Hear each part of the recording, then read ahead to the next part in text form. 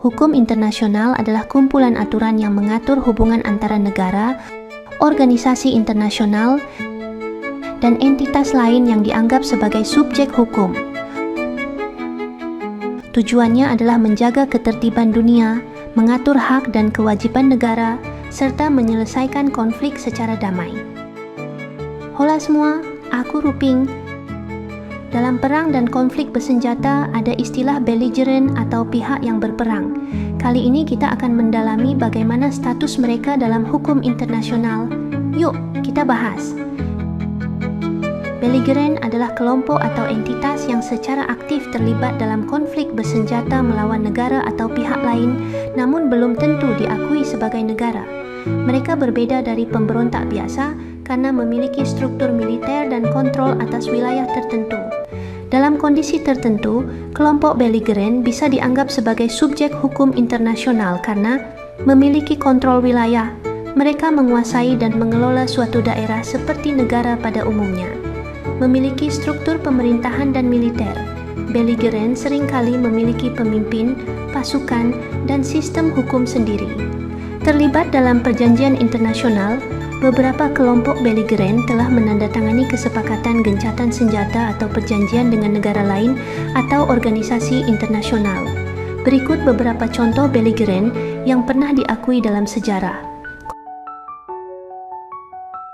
Konfederasi Amerika 1861 sampai 1865. Selama Perang Saudara Amerika, negara-negara bagian selatan dianggap sebagai belligerent meskipun tidak diakui sebagai negara.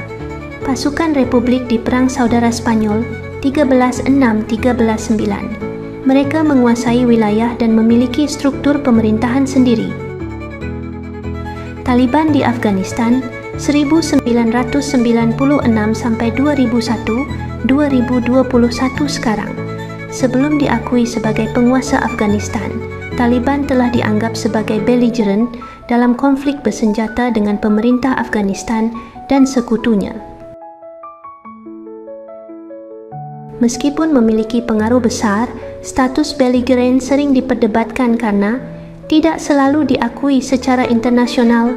Banyak negara enggan mengakui kelompok belligerent karena dapat dianggap sebagai legitimasi terhadap kelompok pemberontak. Hubungan dengan hukum humaniter. Belligerent harus mengikuti aturan perang dalam Konvensi Jenewa, tetapi dalam praktiknya banyak yang melanggar hukum perang. Dampak bagi penduduk sipil, konflik yang melibatkan belligerent seringkali menyebabkan korban sipil yang tinggi dan krisis kemanusiaan.